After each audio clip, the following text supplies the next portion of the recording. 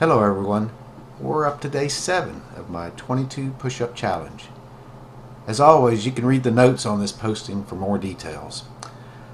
You know, it's such a gorgeous day outside, and with a storm looming in the Gulf, and since I'm itching to get out of this office, I thought we'd take a little ride and do my push-ups at a unique nearby location.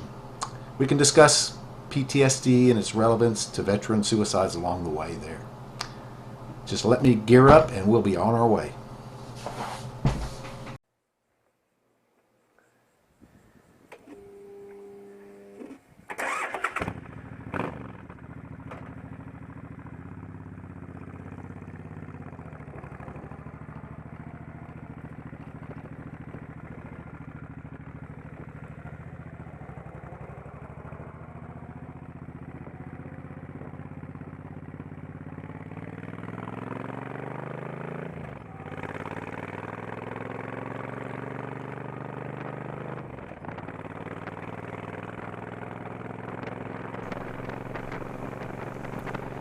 PTSD, or post-traumatic stress disorder, is a condition that can occur after a person has experienced or even just witnessed some traumatic event.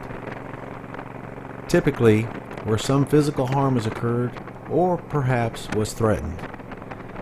Though this disorder may seem relatively new, it's really been with us for a very long time and used to be referred to as battle fatigue or shell-shocked. And although we often associate PTSD with combat veterans, it's also common in the general population as well, from children up through old age. It's estimated that there are some 5.2 million people, approximately 3.6% of the U.S. population, that suffer from this disorder to varying degrees of severity. In terms of the correlation between PTSD and suicide rates, it's very difficult to produce accurate figures. This is because many suicides may not be PTSD related, yet get attributed to it post-mortem. And of course, many that are suicide that are not previously diagnosed with PTSD and therefore do not get classified as such. What we do know from our statistics among combat veterans is that the primary factors deemed contributing to suicidal thoughts, of all of the factors, PTSD was far and away the most prevalent. In the general population in 2014, there were some 32,000 suicides, or around 88 suicides per day. That's in the general population. Given the number of members of the general population which are veterans, which is somewhere around 13.4% for males or around 1.4% for females, we would expect, all things being equal, to see around 12 suicides per day per veterans.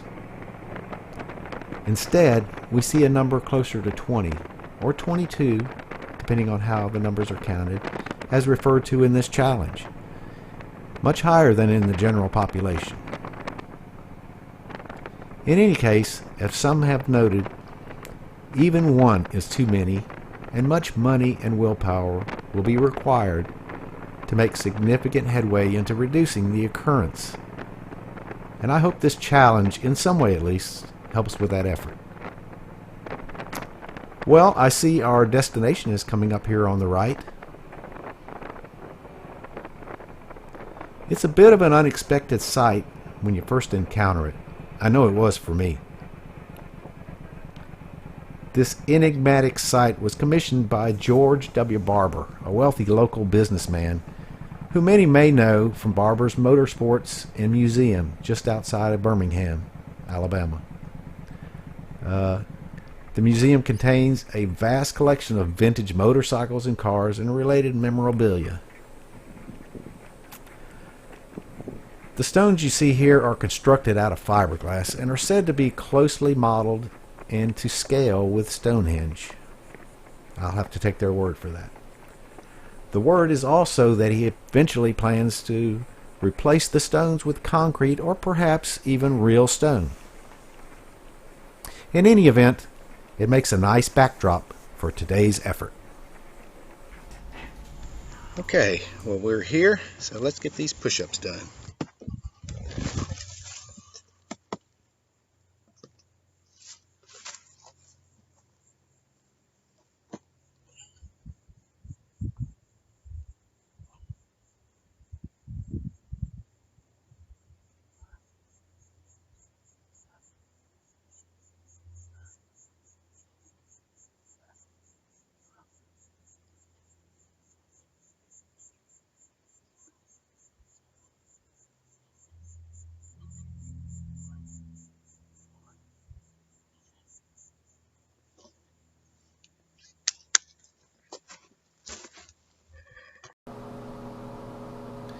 Well, that was fun.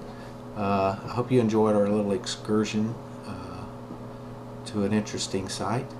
I've decided to not nominate anybody today, to give everybody a break, and probably will resume nominating people tomorrow for the remainder of my 22 push-up challenge.